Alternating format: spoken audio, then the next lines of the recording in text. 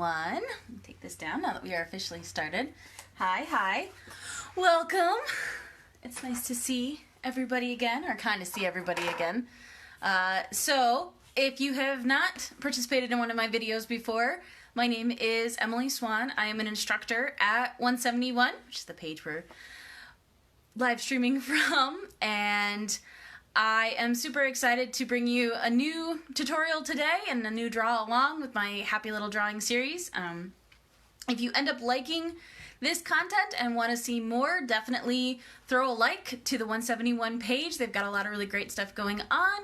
And if you are interested in some other possible educational opportunities, we are working on a Zoom schedule, so we could actually bring you live classes through Zoom and kind of keep that going and keep the community connected in all of this. And so if you are interested in that, make sure, again, if you like this page, a lot of that's getting posted, head to their website, sign up for the email blast, and there's a lot of great stuff even starting as early as next week, which is only a couple days away. So definitely check them out.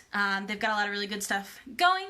As this will be my last video that I have planned through here, if you want to follow me and see what else I am working on, you can follow me anywhere on the internet at aSwanNamedEmily. That's aSwanNamedEmily. And I have my own Facebook page, Twitter, Instagram, and also I will actually be moving some of that over and doing some live art over on Twitch. So that is twitch.tv/aSwanNamedEmily. But as always, if you can connect with me here and you're looking for other places to connect with me, just send me a message and I can send you links, and I will try and remember to post them in either the comment section of this or in the event that this was posted for. But yeah, I mean, we really appreciate you guys tuning in for these. We hope that you're enjoying them. Again, positive feedback is always nice to hear, but if you like this stuff and want to support 171, absolutely. You know, there are different ways. Signing up for classes or making a donation is awesome. And if you would like to support me independently, you can over at patreon.com/aSwanNamedEmily. So there's opportunities to show support for the content that you like, and that's always appreciated by all the instructors, myself included, and 171. So yeah, and so I'll jump into it. So today, we wanted to kind of incorporate the fact that it is the 1st of May and we're getting close to maybe having it kind of be spring. I don't know. It's still cold and rainy out today, so that doesn't feel as spring-y as I'd like it to, but it is technically spring. So because I frequently get questions about how to draw hands and feet, I thought it would be fun to work through, I think it's fun, to work through a kind of tutorial to maybe make drawing hands just a little bit easier, a little less intimidating, because I know they are a constant struggle. They were a struggle for me. They're still a struggle for me day to day, and they don't always turn out how I want. But I thought a fun kind of add-on to that would be to also include some spring things in there. So we might have these hands holding some flowers or digging in some soil beds, and then when we move on to feet, we'll have feet in the grass and all of that, just to kind of imagine what it's like to be out in the sunshine and in the grass and playing around and all of that. So that's the hope for today. As always, I have the chat open. It's a little bit back and forth as far as what I can see, so I will probably check that periodically. But if you ever have any questions, or if something doesn't make sense, if I move too fast or you can't see something, just pop a message into the chat and I will address that as soon as I catch it. But if not, then I'm going to stop talking about all that and get into the art. I'll slide this over so you can see it a little bit better. And I will be drawing heavier in big black permanent markers so you guys can really actually see what I've got on my drawing board. First thing I wanted to start with, though, is, and this is something I covered in the last video, which I know some of you are here for. Thank you for coming back. But a quick review, and that is something I refer to as simple shapes, but what I'm specifically going to focus on with this is when I talked about creating my shapes in three-dimensional space. So I'm taking these very simple, hopefully you can see. So we've got squares, yeah, we can see that, and circles. But if I want to make them three-dimensional, I am turning them into cubes, and the circle's a little bit harder, but into sphere. And what I'm going to use a good amount today is cylinder. Now, I really, really like these because not only do we have to draw them in school, so you've already had exposure to them, but also they are very easy to draw. Everybody can doodle these, everybody can make these shapes and figure out how to kind of connect them. And what's nice is it's these specific shapes that we're going to build off of to tackle our hands and our feet. And this was, once I get comfortable with using these shapes, hands became a lot less scary for me, and I got a lot more comfortable with my ability to draw them and just how I could move them around in space and have them still look like the hands that I wanted to. One other little mention that I'd like to say is I'm going to specifically focus on, we'll say, a little bit more realistic hands. So they're still going to be cartoony, but they won't be as simplified as, we'll say, something like SpongeBob's hands, which are very bubbly and squiggly. And we can absolutely touch on that a little bit towards the end, but I know the more realistic, more human-looking hands are usually the harder ones. So we're going to jump into that. So the first thing I'm going to work off of is this square shape right here. So what I'm actually going to do when it comes to the hand is I'm going to utilize this very flattened out rectangle shape. Messed up that corner there. There we go. So there we go. So I've got what is the top up here, side, and front. Again, very easy, makes sense, easy to draw like that. What I'm going to then turn it into is I'm going to have, what's the top again, oops, so you can see it, over here,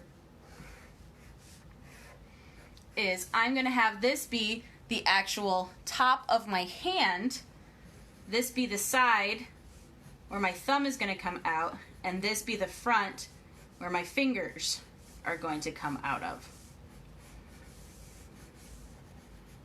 So I'm actually using that as my entire palm shape. So hold this up. So you've got across here, down here, and then to this flat part that is my wrist. So all of that, this shape here, and then that is going to be the building block for what will then turn into actual hands.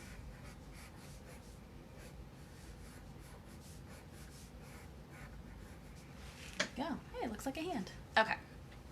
So, yeah, that's the basis. And again, the reason I like that so much is because I can now take this simple shape and draw it in any perspective, in any view that I want it to, and then I can build my details off of that. So the initial part, the tricky part, is figuring out how the hand is going to look, and I can even look at my own hand, show you, see where this part is falling, find that rectangle shape, and be able to draw that first before I ever start worrying about where my fingers are coming out of, where my wrist is connecting. So again, draw another option. So a big one you'll see if you have your character standing in a very static pose. So they're standing facing the front, looking at the audience directly, and they have their hands hanging at their side. So when you have your hand hanging down, you are going to see just a little bit of this inside, and this is going to be where our thumb is going to end up being, as well as that top flat part. So that's this part up here. And then what's interesting, and it's hard for me to do because I'm sitting down, but when your hand is relaxed, your fingers kind of have this natural curve to them. So they aren't fully straightened out like this, they're kind of just in a relaxed bent pose. So I want to keep that idea as I'm bending my fingers there. The other thing you will see me doing a lot is not only, again, building off of this rectangle shape, but I'm going to treat my hand a lot like a mitten. And I know that is easier said than done with some of this stuff, but the idea that I'm getting that basic shape, let me zoom in a little bit so you guys can see a little bit better. This rough idea of what a mitten would look like.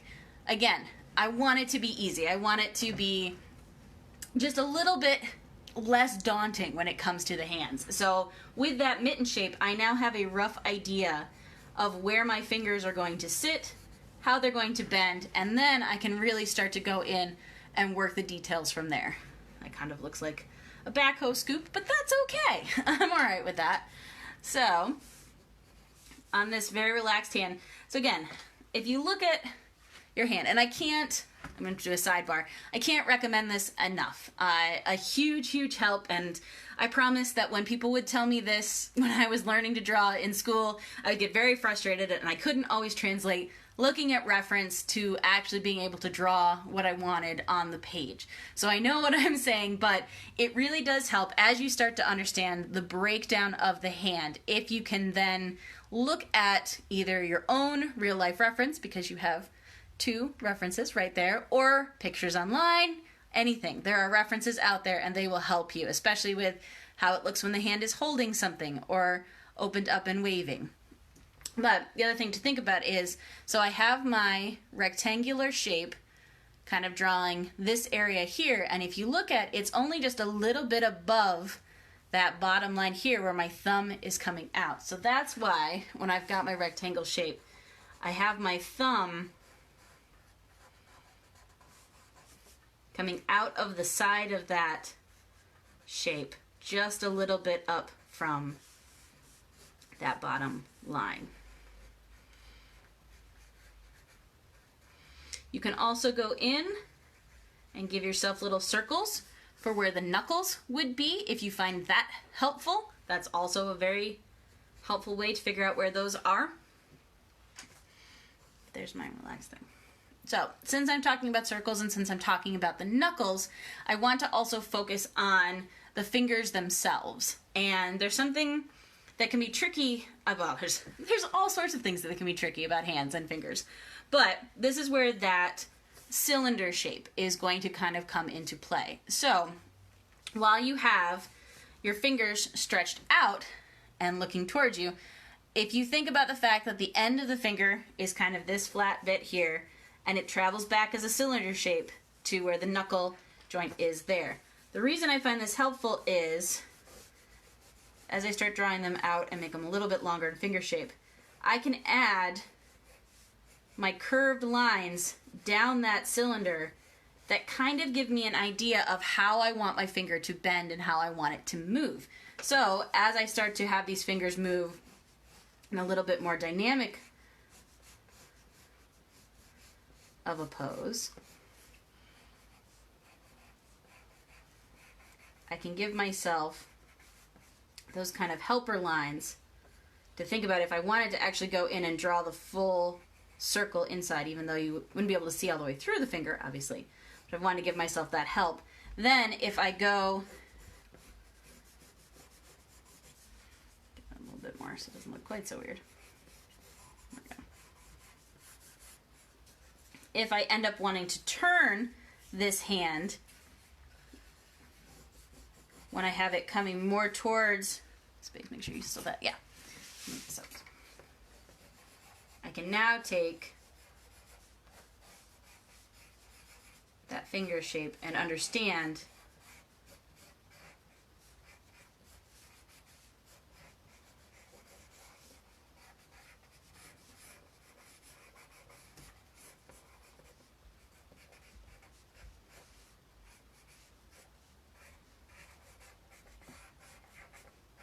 where those are all going to fit.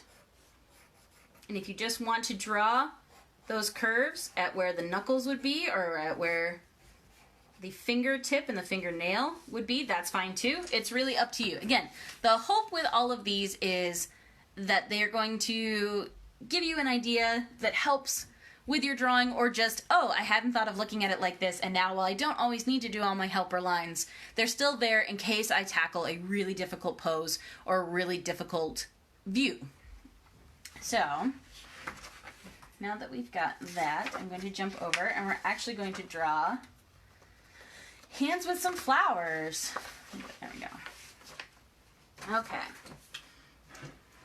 So the first one that I'm going to draw, and I kind of sketched these out just a little bit so you guys didn't have to wait as long to watch me draw. But the first one, I imagine, is we have to put our gardening glove onto our hand. Because we're going to work in the garden, it is important to have your gloves on. So I'll do it in slightly darker. So I'm going to say that I've already pulled the glove onto my hand, so I have my hand flexed out. So I drew, you can see it. So here's that. rectangle shape that I was talking about. Here's my fingertip shapes coming out of there, thinking about that mitten. And then I've got my thumb again coming out of the side here. So I'm going to draw a little bit darker over top so you guys can see. And the one thing I'm going to add this time is I'm actually going to draw the connection of where the hand attaches to the wrist. So I'm going to have that little lip of where the glove is.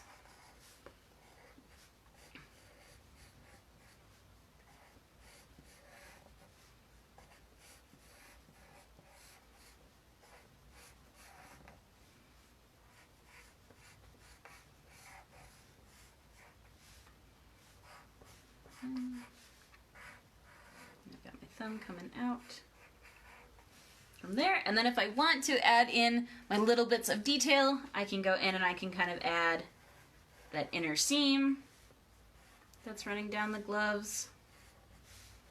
Add a little bit more of my wrist coming through.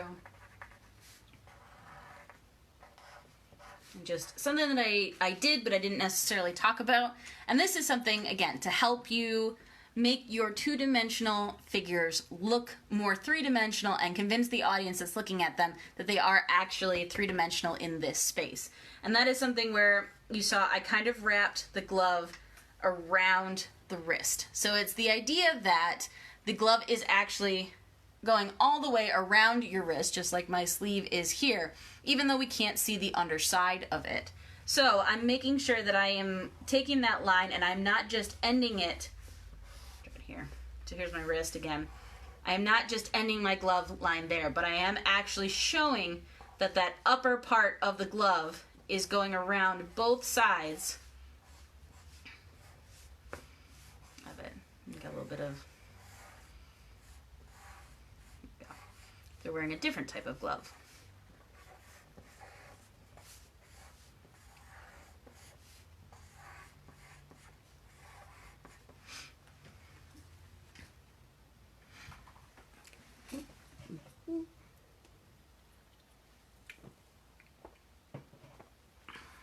Okay, so from there, now that we've got our glove on, I'm going to jump over to what it would be like if we went and took that same hand, nope, I lied, took the other hand and picked up a trowel, because we're going to dig up one of our flowers. So, again, I've got, here's where my forearm is connecting to my wrist. Here's where my rectangle is. Now, this one is interesting because I am looking from the top down onto my hand. I'm not going to see as much of the other sides of my rectangle. So I'm only going to really see this side over here, which you can kind of see. I will darken that up. And that's the side where the thumb is, because I'm going to have the hand holding the trowel. So I will see that thumb out to the side, but I'm not going to see anything on the outside of the palm, and I'm definitely not going to see anything on the front of the hand where the fingers are coming out of. So to go in and darken that line. So I've got, again, here's the front of my hand. Here's where that thumb is coming out, and this time because it's reaching out to hold around the trowel, which is right here, you're going to see some of it tucked away underneath that trowel, again working with the idea of three-dimensional space on our two-dimensional piece. Also, because the knuckles and the fingers are wrapped around, we're thinking about the fact that they are wrapping around this cylindrical trowel handle. So I'm only seeing that top part of those knuckles there and just a little bit of this first knuckle to first bend, which is also a knuckle, but first bend. And again, because I've got my gardening gloves on, making sure that I'm drawing that little bit of curve around.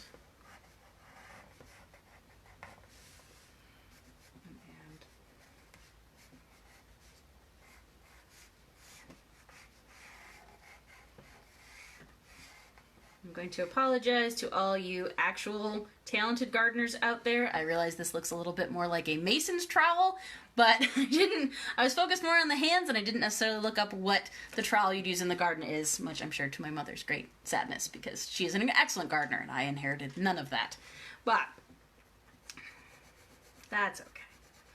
Some sort of gardening device. Again, if I can.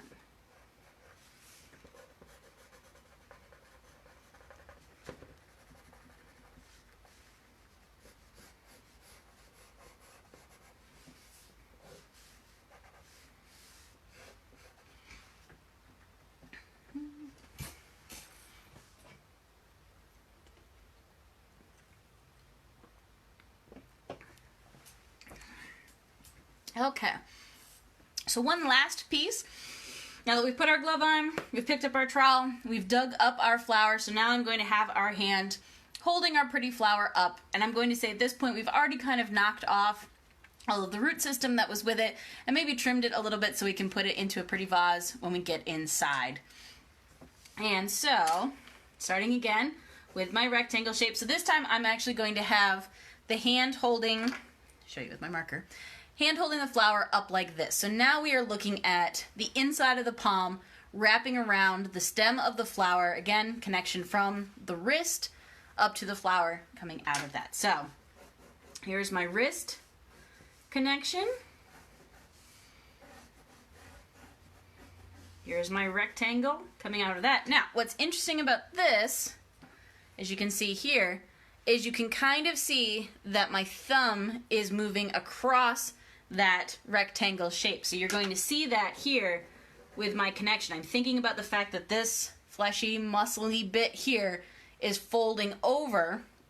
I got that kind of ball socket action going, so I won't say ball and socket. Whatever this joint is officially, showing my lack of anatomy remembering, so.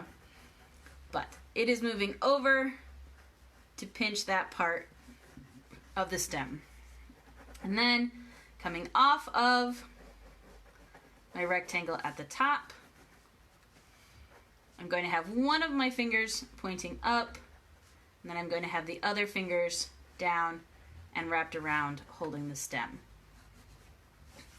And this is another part that I didn't really talk about yet because we hadn't seen the palm of the hand, and that is, again, I talked about this fleshy, muscly bit. So when you are wrapping around, you're not only getting that kind of curve that's happening here, you're also getting it over on that other side. And I'm trying to keep these very simplistic. I'm not going for hyper realism and rendering every single line, every single curve. So I'm trying to grab just as simple lines as I can to accurately show what my shapes are doing. And at this point, I'm also trying to rely on those shapes telling the story that I want them to, so that I don't have to rely on shading. I can always go back in later, add shading, add texture, add color, add all of these other things to make the drawing a little bit easier to tell what it is, but my goal is always to try and have the line art drawing speak for itself as much as I possibly can. So here's where my flowers coming in. I've got my stem in there. And again, I'm going to apologize. It's a kind of made up flower because, again, horticulture is not my strong suit. There's a reason that I draw, and there's a reason I don't draw flowers all that much. But, again, I just thought it'd be fun to draw some kind of fun, wavy petals. This looks like the flower that is going to break the curse or something like that, which I kind of enjoy. Again, deep apologies to all of my flower people, as you're probably screaming out that I'm mixing and matching all sorts of flower types together. Get the line on my glove.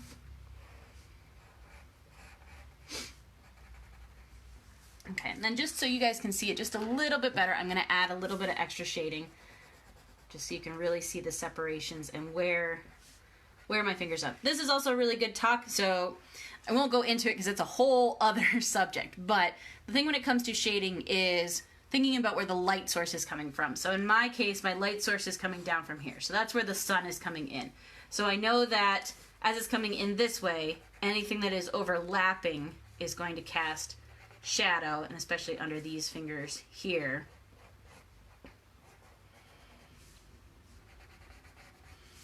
And then probably even down this side a little bit.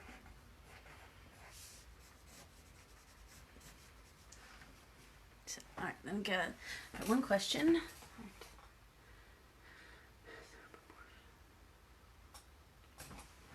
Oh, that's a great question.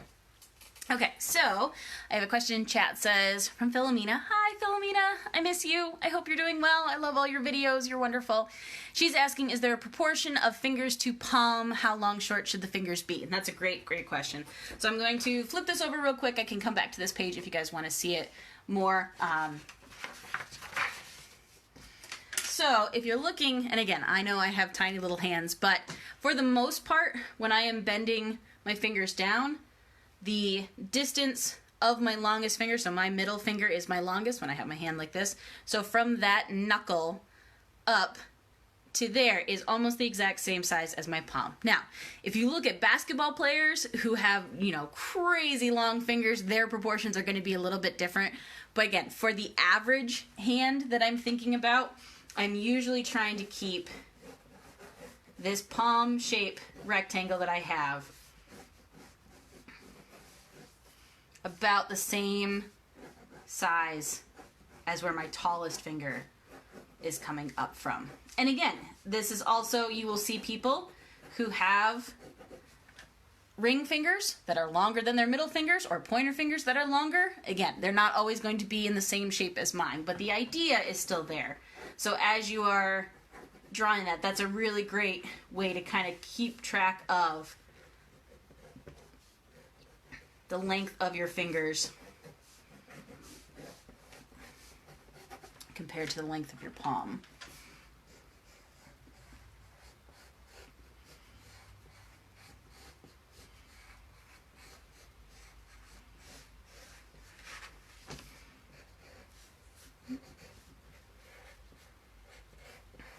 Same thing goes with the thumb.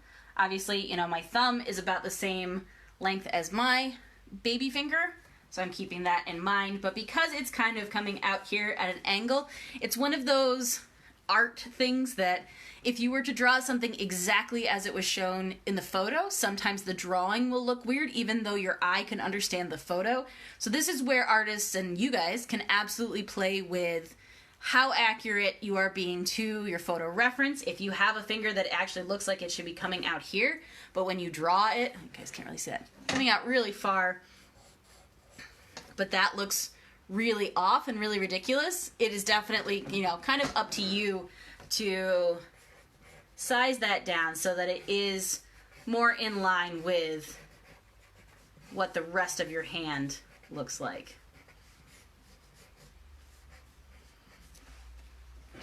And while we're on this point, this is another thing I wanted to mention, and it is the actual not only length of your fingers, but the shapes of the fingers. And this is something where you're now, I'm hoping anyways, because this is something I do, when you're watching animated movies or anything like that, you can kind of pay attention to how their fingers look. And there's one that I'm thinking of specifically, and actually there's two. So I'll give you a side-by-side to check out as you're in quarantine and watching movies. And that is, if you take a look at, they're both Disney, one of them is Mulan, and one of them is Atlantis. And I want you guys to pay attention to the difference in how those characters' hands look. Also, you could just look up pictures online if you wanted to check. But there was something really awesome about these stylistic choices that they made in Atlantis, and specifically when it comes to the male characters, you're going to see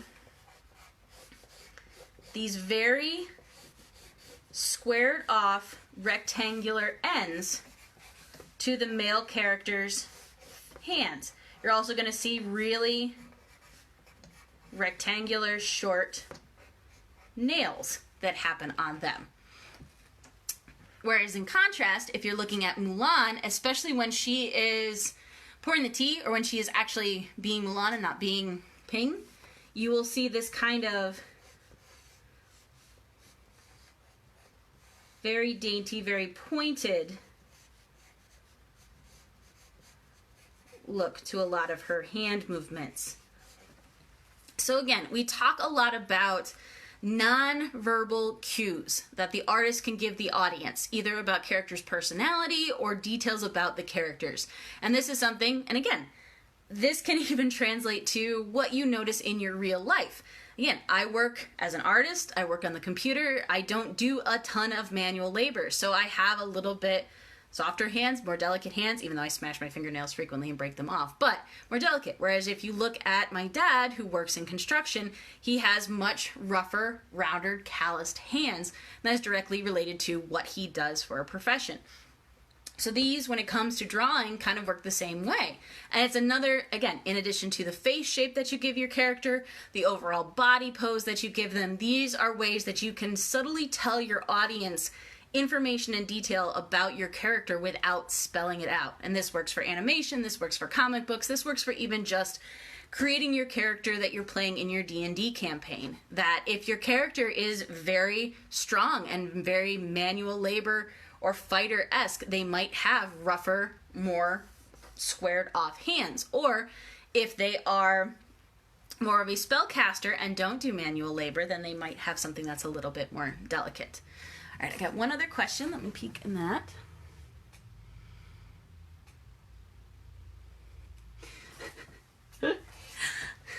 Hi, Sarah. Thank you. Yes, I am actually right-handed, but seeing as the video seems to work a lot better with my phone, and I can't quite figure out how to mirror it from there, so it just looks like I'm left-handed, but in reality, I really am right-handed. But thank you for stopping by. It's nice to see you. I miss you. So... okay, so other things I talked about. So, yep, so we got hands. And so one other tiny little bit about hands, and then I will jump over to feet. Yeah, we're still good on time. So, I talked about this a little bit with the thumb, but this is kind of a good thing to think about, and this ends up translating to other joints. So again, because we're focusing on hands and feet today, I'm not going to go into too much detail about it. I talked a little bit about it in my stick figure, happy little stick figure video. But the idea is, when I am creating, I will frequently, in the stick figure that I'm drawing, so we got our hand here. Beep. I will give my characters circles at their joint. And this is really just my shorthand to remember that that is a joint that twists and moves and rotates. And in my brain, if I have a circle here, I can rotate that wrist point any way that I want and still keep it attached to my character. Again, you may have once or twice seen that great piece by Da Vinci. He did it better. This is a very poor copy of that, but guy knew his stuff, so you can look up that if you want really, really professional reference. But the reason I bring that up is that technique and that idea can also be applied to your actual finger joints. Now again, you don't quite have the same, circular range of motion with your actual fingers, kind of with your thumb. And again, depending on the damage that you've done to your hands, you might have a bigger range of motion, but we'll say for the normal flexing and bending that we do with our knuckles here. If you are having trouble figuring out how those knuckles are curving around, coming off of that front of that rectangle shape, you can actually give yourself little circle points that kind of then give you an idea of the knuckles. So let's say we're gonna give them the devil horns. So I've got these two fingers coming, and then I've got these two fingers coming down and curving, these two coming out. So just doing them in my simple shapes, make sure you can see.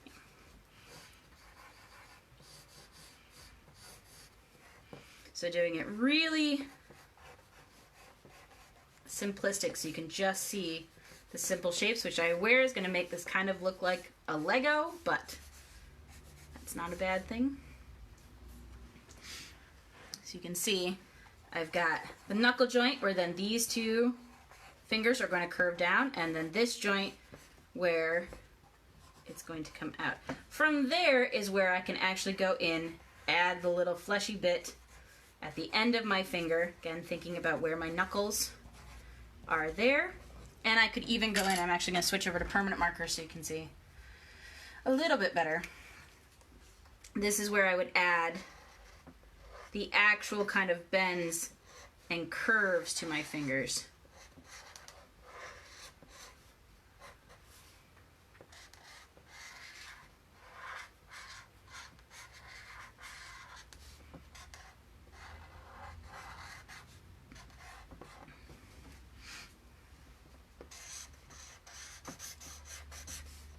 There's into the wrist. Again, that little bit, you can see. So you can still see where my work lines are of my rectangle. And again, because I'm thinking about this organic curve to that part of my palm, I've got that little bit of curve coming down off of that rectangle shape, even though that's still in there.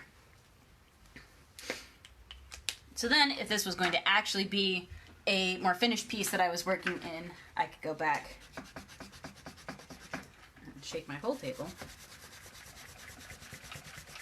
and kind of erase away. Obviously I was drawing very dark so you guys can see it, so they're not going to erase away as well. But erasing them away and you actually are left with more of the hand shape that you were looking for. So, yeah. So we got that hand stuff. Got back now, it's bleeding through from the other side. But our different gloved hands that we were doing. And our original shapes. So again, coming all the way back around to, I want you guys to love these three-dimensional shapes as much as I do. But also, I really, really do hope... Oh, I lost you for a little bit. Hopefully I'm back. Hang on one sec. Let's switch this over. Oh, okay. Sorry. I don't know why we blipped. But, gives me another chance to say what I was thinking. So, hopefully these shapes help you kind of break down the hand. Hopefully, even if you wanted to go so as far, I'm going to do this and hopefully not make a mess, but to draw that shape, there's my circle, on your own hand, or just watch me draw it on my hand. That's my connections.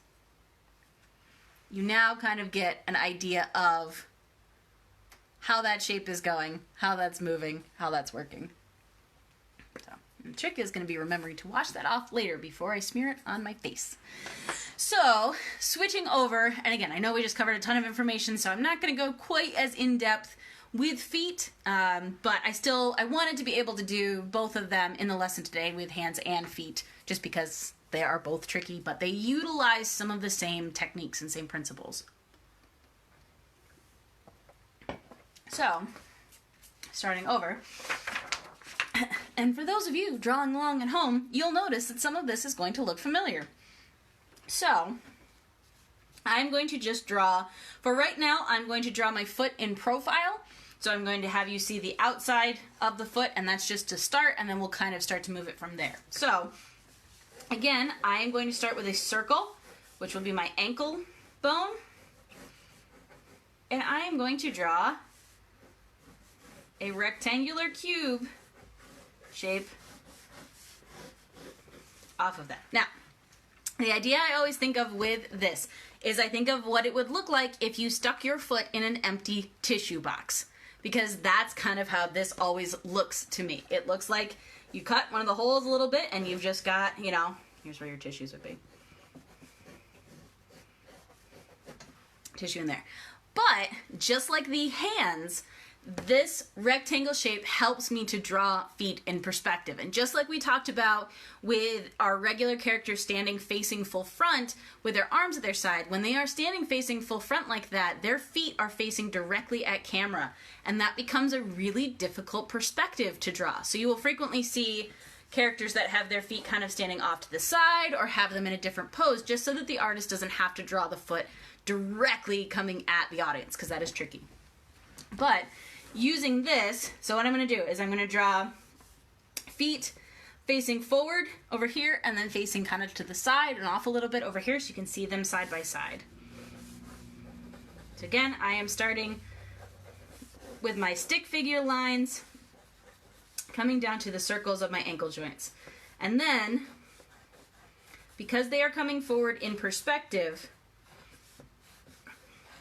I am drawing that rectangle shape also coming forward in perspective. And I will admit these might look a little bit wonky because I'm drawn off to the side, but that's okay.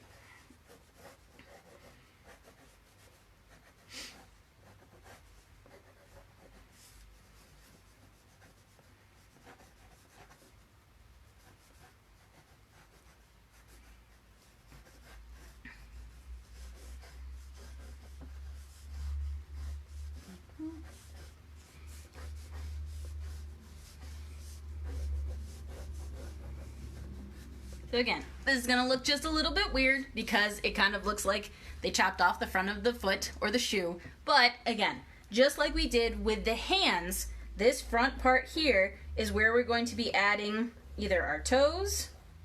1, 2, 3, 4. There we go. Make sure you have the right number of toes. Or not. Number of toes, up to you. Depends on the drawing that you're doing. No judgment. Or in case of some of the other ones, where our shoe is actually going to come off of. So I'm going to draw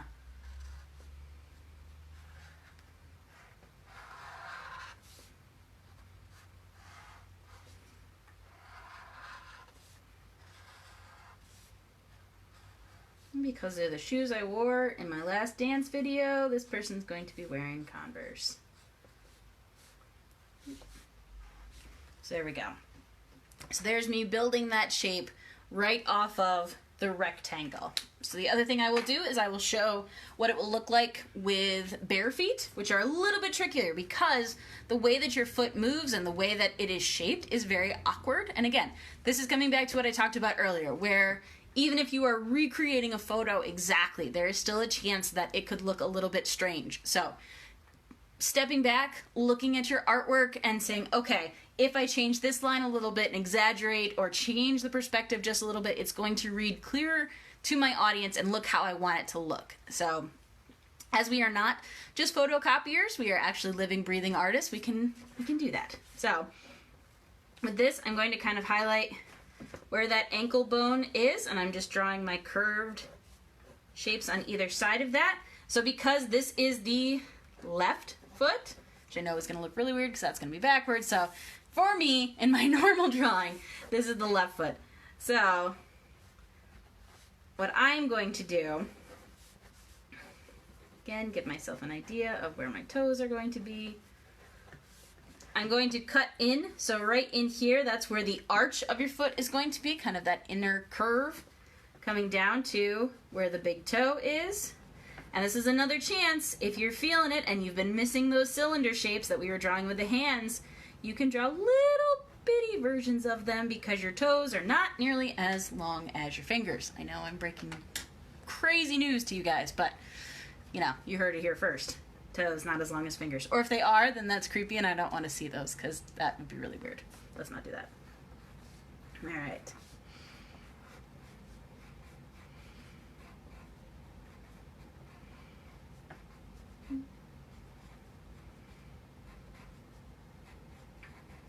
I'm going to kind of make my last two little toes hug each other just a little bit and kind of curl in there. There's my ankle. Oop, a little bit big with that one.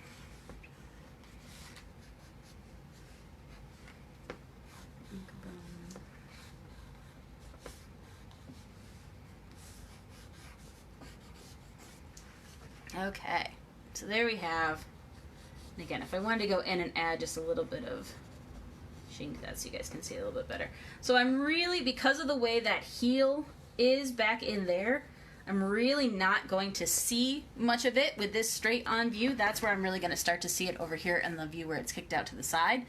So again, I'm going to draw a shoe on one foot and a bare foot on the other foot. Talking was so much easier this morning when I wasn't on camera, you know. So, starting with my shoe foot, I'm thinking about, again, this is the front flat part, so I'm going to bring that kind of curve of the top of the shoe and curve of the sole around. Now, because it's to the side, I can actually have that indent curve where the arch of the foot is coming back. I'm also going to see a little bit more of how the shoe wraps around the back of the ankle. And I'm going to see the tongue of the shoe. And sometimes, again, in addition to just enjoying drawing Converse shoes, these are really nice because they have that curving white band that follows them all around, and that really lets you follow that part of the shoe. I promise this stream is not endorsed by Converse. I just really like them. Also, a little shout out to Airwalk because they make a very similar knockoff, which is usually cheaper, and I've worn those too.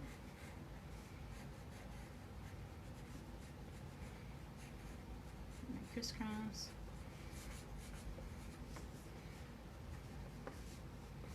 And then I've got leg coming in.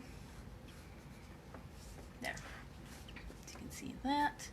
And again, ideally, just like I was talking about before, I don't like to add shading because I want the drawing to stand for itself, but if you guys are having trouble, I can give you a little bit of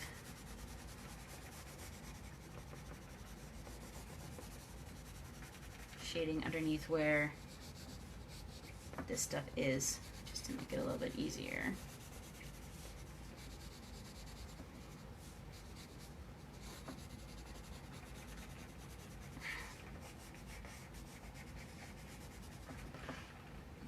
Yeah. Alright, so then jumping over to the other side with the barefoot. So again, I kind of did a little bit here on the Converse shoe part, but you're also going to see your heel bone is going to kind of pop out a little bit away from that ankle. You're also going to get that curve of the arch. And again, even if you have somewhat flat feet, you're still going to have just a little bit of that curve there. Also, the flatter you make that part of the foot, the more it's going to kind of look like a duck foot, which again, if you want duck feet, that's cool too. Just giving you a heads up on that one. And this time, my toes are going to be coming out, but a little bit more at angles. Oh, and something I kind of was just doing and I wasn't saying. So I do build everything off of that rectangle shape. But as you saw with both of them, and especially with this part here, because the foot itself tapers down a little bit, I don't follow that exact flat rectangle there. I kind of bring the foot down just a little bit off of my ankle here. I'm sorry, I didn't say that. I was doing it, I just wasn't saying it. And then kind of if we keep our little toes, they're going to kind of start getting hidden. Ouch. And so move.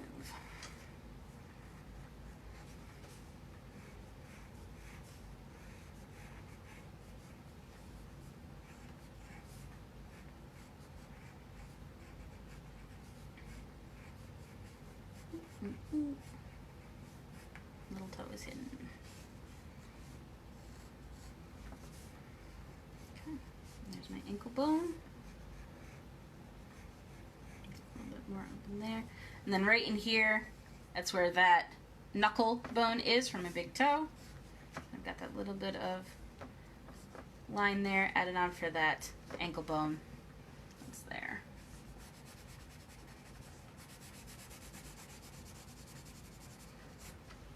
There we go. All right, ooh, breaking everything. So I got one more quick little thing, and then I will let you guys go. Cause yeah, oh, we're doing well. That'll be good. And then you don't have to listen to me talk for everyone.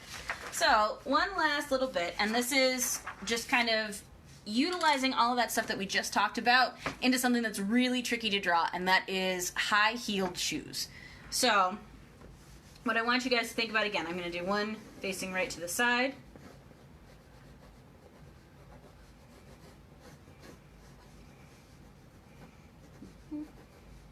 So I'm starting with that circle, which with this time, I'm actually starting to use it as my heel. And again, I know I'm switching back and forth a little bit on that, but with these, I'm kind of just using my simple shapes as I need to. And then I am bringing, so I got my ankle coming up from there. I'm bringing my rectangle shape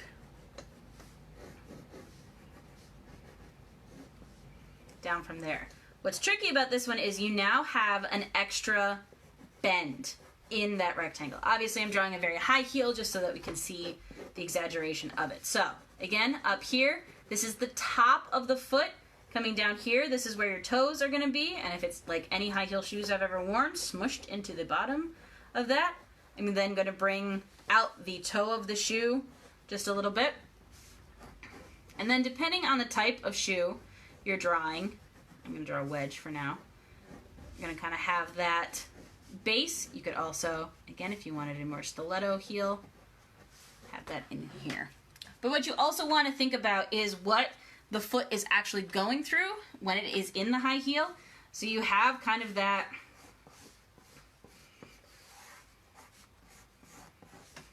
curving nature of the foot.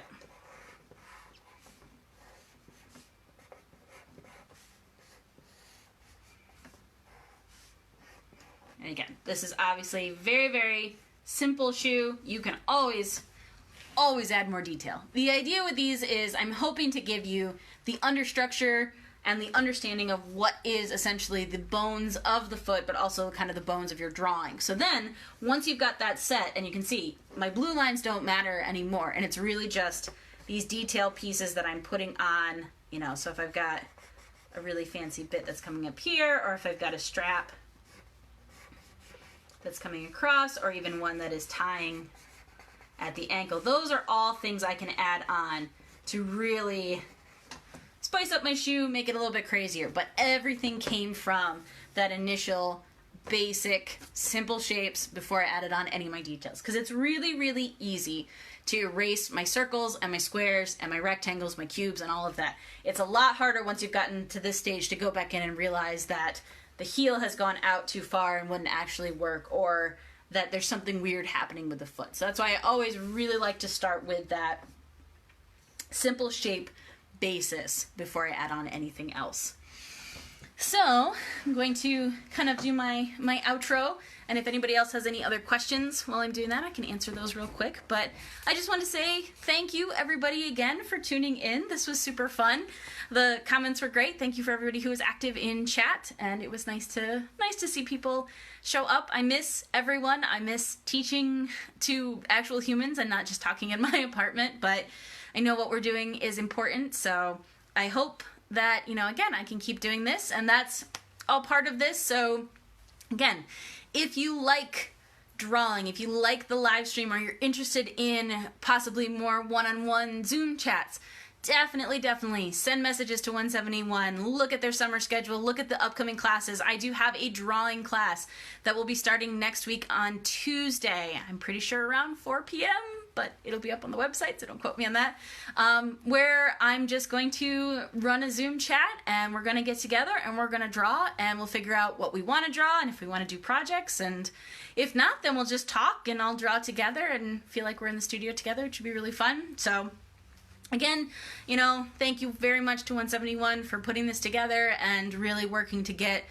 programming up on their site and up on their Facebook page and all of that. We definitely appreciate everything that they're doing, and all of the other instructors who are also creating great content. And we got, you know, dance challenges are going. There's Tai Chi, there's yoga, there's ceramics, there's all sorts of different things that 171 is absolutely wonderful at, and they are finding ways to get them out here live to you guys or in private Zoom chat. So definitely, you know, give them a like, give them a thank you. They're working crazy hours to get this all together, and I couldn't be more appreciative of it. And again, just to reiterate, if you guys have tuned in, if you like the content that I'm creating and you'd like to follow me specifically, I am across the internet, Twitter, Instagram, Facebook, Twitch, all at aSwanNamedEmily, and specifically coming up this Monday, which is May the 4th. So there might be some themed drawings happening, but I will be going live for the first time on Twitch. So that's twitch.tv/aSwanNamedEmily, and I will have, again, just like this, I'll have a chat open, I'll have my setup so you can see what I'm drawing, see what I'm working on, and chat with me while I'm doing that. If you would like to support me outside of this or commission me or anything like that, definitely hit me up through Patreon, which is patreon.com/aSwanNamedEmily. I definitely appreciate that. Or just even, like I said, likes and follows and retweets help a ton, especially when people are feeling very isolated, which I'm definitely feeling a bit of. But again, thank you so much, guys. This was wonderful. I hope you had fun. I hope this all made crazy sense. And if not, I'm sorry. But I had a really good time. So thank you. And I hope everyone has a great rest of their day. Bye.